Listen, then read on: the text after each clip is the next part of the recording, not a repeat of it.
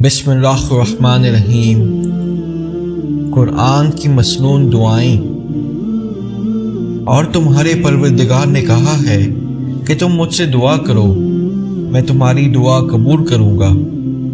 جو لوگ میری عبادت سے عذرائے تکبر کتراتے ہیں عنقریب جہنم میں ذلیل ہو کر داخل ہوں گے۔ سورہ مومن آیت نمبر 60۔ حدیث میں آتا ہے کہ جس کے لیے دعا کا دروازہ کھولا گیا، یعنی دعا کرنے کی توفیق دی گئی، اس کے لیے قبولیت، جنت اور رحمت کے دروازے کھولے گئے۔ گناہوں سے معافی اور اللہ کی مدد کی دعا۔ سورۃ البقرہ آیت نمبر 286 میں ارشاد ہے کہ خدا کسی شخص کو اس کی طاقت سے زیادہ تکلیف نہیں دیتا۔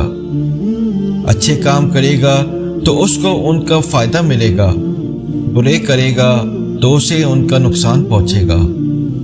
ایمان لانے والوں، تم یوں دعا کیا کرو: ربنا لا تؤاخذنا ان نسینا او اخطانا، ربنا ولا تحمل علینا اصرا کما حملته علی الذین من قبلنا، ربنا ولا تحملنا ما لا طاقت لنا به واعف عنا واغفر لنا وارحمنا انت مولانا فانصرنا علی القوم الکافرین۔ اے پروردگار، اگر ہم سے بھول یا چوک ہو گئی ہو تو ہم سے مواخذہ نہ کیجیو۔ اے پروردگار، ہم پر ایسا بوجھ نہ ڈالیو جیسا تو نے ہم سے پہلے لوگوں پر ڈالا تھا۔ اے پروردگار، جتنا بوجھ اٹھانے کی ہمیں طاقت نہیں اتنا ہمارے سر پر نہ رکھیو۔ اور اے پروردگار، ہمارے گناہوں سے درگزر کر اور ہمیں بخش دے اور ہم پر رحم فرما۔ تو ہی ہمارا مالک ہے اور ہم کو کافروں پر غالب فرما۔ والدین کے لیے دعا۔ سورہ بنی اسرائیل آیات نمبر 23، 24 اور 25 میں ارشاد ہے: اور تمہارے پروردگار نے ارشاد فرمایا ہے کہ اس کے سوا کسی کی عبادت نہ کرو، اور ماں باپ کے ساتھ بھلائی کرتے رہو۔ اگر ان میں سے ایک یا دونوں تمہارے سامنے بڑھاپے کو پہنچ جائیں تو ان کو اف تک نہ کہنا اور نہ انہیں جھڑکنا، اور ان سے بات ادب کے ساتھ کرنا، اور عز و نیاز سے ان کے آگے جھکے رہو، اور ان کے حق میں دعا کرو کہ رب ارحمہما کما ربیانی صغیرا۔ اے پروردگار، جیسا انہوں نے مجھے بچپن میں شفقت سے پرورش کیا تو تو بھی ان کی حال پر رحم فرما۔ جو کچھ تمہاری دلوں میں ہے تمہارا پروردگار اس سے بخوبی واقف ہے۔ اگر تم نیک ہوگے تو رجوع لانے والوں کو بخش دینے والا ہے۔ والدین اور اولاد کے لیے دعا۔ سورۃ الاعراف آیت 15 اور 16 میں ارشاد ہے کہ اور ہم نے انسان کو اپنے والدین کے ساتھ بھلائی کرنے کا حکم دیا۔ اس کی ماں نے اس کو تکلیف سے پیٹ میں رکھا اور تکلیف ہی سے جنا، اور اس کا پیٹ میں رہنا اور دودھ چھوڑنا 2.5 برس میں ہوتا ہے، یہاں تک کہ جب خوب جوان ہوتا ہے اور 40 برس کو پہنچ جاتا ہے تو کہتا ہے کہ ربی اوزعنی ان اشکر نعمتک التی انعمت علی وعلی والدی وان اعمل صالحا ترضاه واصلح لی فی ذریتی انی تبت الیک وانی من المسلمین۔ اے میرے پروردگار، مجھے توفیق دے کہ تو نے جو احسان مجھ پر اور میرے ماں باپ پر کیے ہیں ان کا شکر گزار ہوں، اور یہ کہ نیک عمل کروں جن کو تو پسند کرے، اور میرے لیے میری اولاد میں صالح اور تقویٰ دے۔ میں تیری طرف رجوع کرتا ہوں اور میں فرما برداروں میں ہوں۔ یہی لوگ ہیں جن کے اعمال نیک ہم قبول کریں گے اور ان کے گناہوں سے درگزر فرمائیں گے، اور یہی اہل جنت میں ہوں گے۔ یہ سچا وعدہ ہے جو ان سے کیا جاتا ہے۔ شیطان سے پناہ کی دعا۔ سورہ المومنین آیات 96, 97 اور 98 میں ارشاد ہے کہ اور بری بات کے جواب میں ایسی بات کہو جو نہایت اچھی ہو، اور یہ جو کچھ بیان کرتے ہیں ہمیں خوب معلوم ہے، اور کہو کہ ربی اعوذ بک من ہمزات الشیاطین واعوذ بک ربی ان یحضرون۔ اے پروردگار، میں شیطانوں کے وسوسوں سے تیری پناہ مانگتا ہوں، اور اے پروردگار اس سے بھی تیری پناہ مانگتا ہوں کہ وہ میرے پاس موجود ہو۔ گناہوں کی معافی اور رحم کی دعا۔ سورۃ المومنین آیات 106 سے 111 میں توسکیوں کے بارے میں ہے کہ اے ہمارے پروردگار، ہم پر ہماری کم بختی غالب ہو گئی اور ہم رستے سے بھٹک گئے۔ اے پروردگار، ہم کو اس میں سے نکال دے، اگر ہم پھر ایسے کام کریں تو ظالم ہوں گے۔ اللہ فرمائے گا کہ اسی میں ذلت کے ساتھ پڑے رہو اور مجھ سے بات نہ کرو۔ میرے بندوں میں ایک گروہ تھا جو دعا کیا کرتا تھا کہ ربنا آمنا فاغفر لنا وارحمنا وانت خیر الراحمین۔ اے ہمارے پروردگار، ہم ایمان لائے تو تو ہم کو بخش دے اور ہم پر رحم کر، اور تو سب سے بہتر رحم کرنے والا ہے۔ تو تم ان سے تمشکر کرتے رہے یہاں تک کہ ان کے پیچھے میری یاد بھی ہے، تم ہمیشہ ان سے ہنسی کیا کرتے تھے۔ آج میں نے ان کو ان کے صبر کا بدلہ دیا کہ وہ کامیاب ہو گئے۔ نافرمانی سے معافی کی دعا۔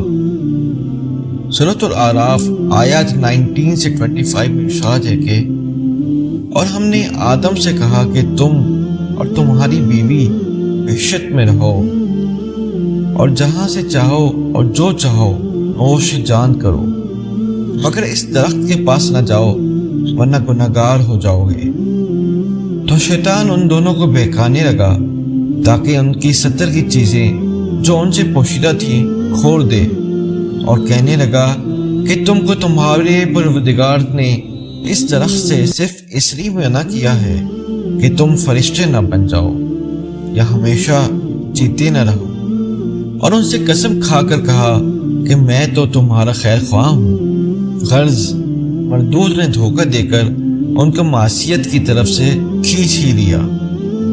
جب انہوں نے اس درخت کے پھل کو کھا لیا تو ان کی 70 کی چیزیں کھل گئیں، اور وہ وحشت کی درختوں کے پتے توڑ توڑ کر اپنے اوپر چپکانے لگے اور 70 چھپانے لگے۔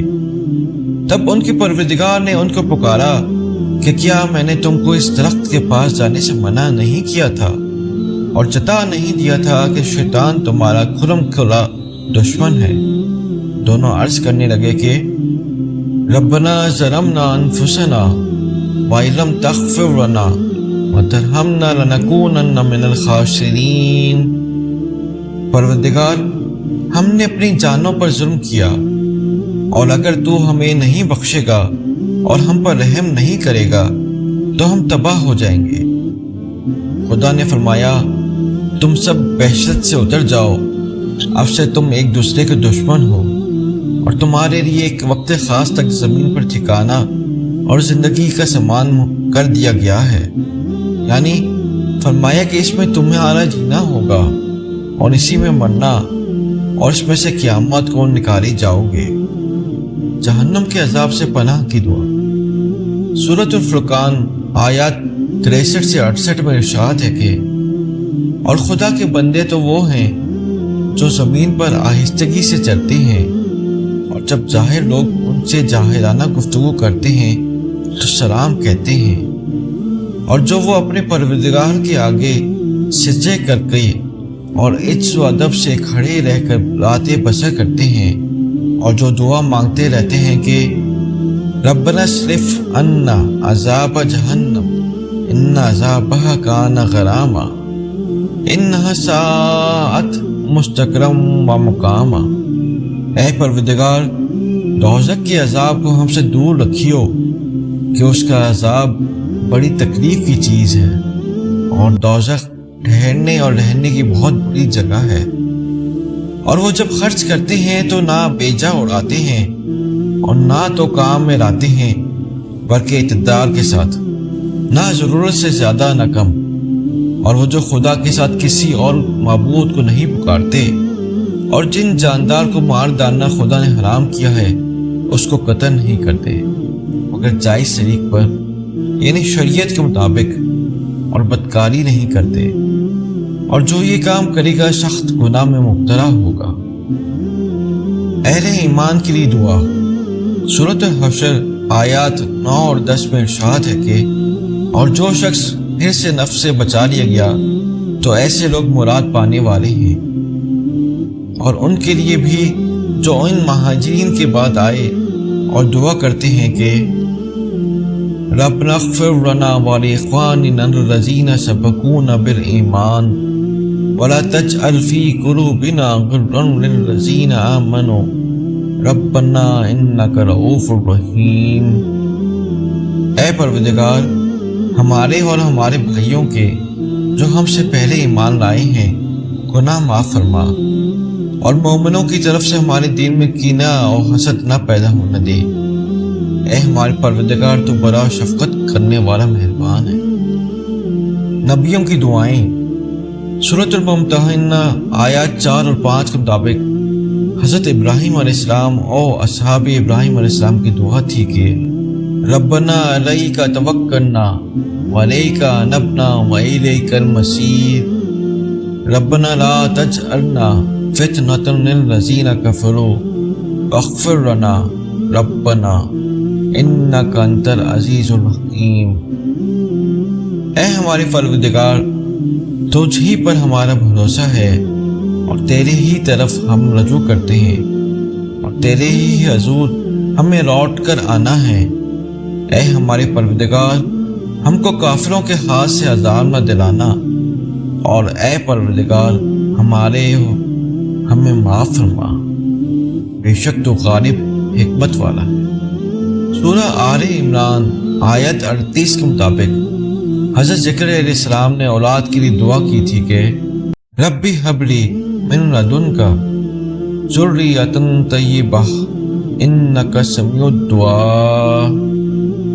پروردگار، مجھے اپنے جناب سے اولاد سارے عطا فرما، تو بے شک دعا سننے والا ہے۔ سورہ طٰہٰ آیات نمبر 25 سے 28 کے مطابق حضرت موسیٰ علیہ السلام نے زبان کی لکنت دور کرنے اور گفت و شنید میں کامیابی کے لیے دعا کی تھی کہ رب اشرح لی صدری ویسر لی امری واحلل عقدۃ من لسانی یفقہوا قولی۔ میرے پروردگار، میرا سینہ کھول دے اور میرا کام آسان کر دے، اور میری زبان کی گرہ کھول دے تاکہ وہ بات سمجھ لیں۔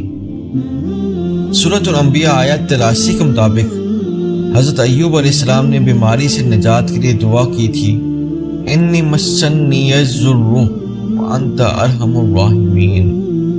مجھے ایسا تکلیف اور بیماری ہو رہی ہے اور تو سب سے بڑھ کر رحم کرنے والا ہے۔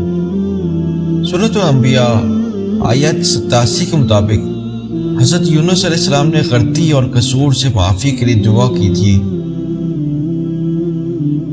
لا الہ الا انت سبحانک انی کنت من الظالمین۔ تیرے سوا کوئی معبود نہیں، تو پاک ہے اور بے شک میں قصوروار ہوں۔ احادیث اور واقعات کے مطالعے کے لیے ہمارے چینل کو سبسکرائب کریں اور گھنٹی کا نشان بھی دبائیں تاکہ ہر نئی ویڈیو آپ بر وقت دیکھ سکیں۔ اللہ آپ سب کو اپنے حفظ و امان میں رکھے، آمین، فی امان اللہ۔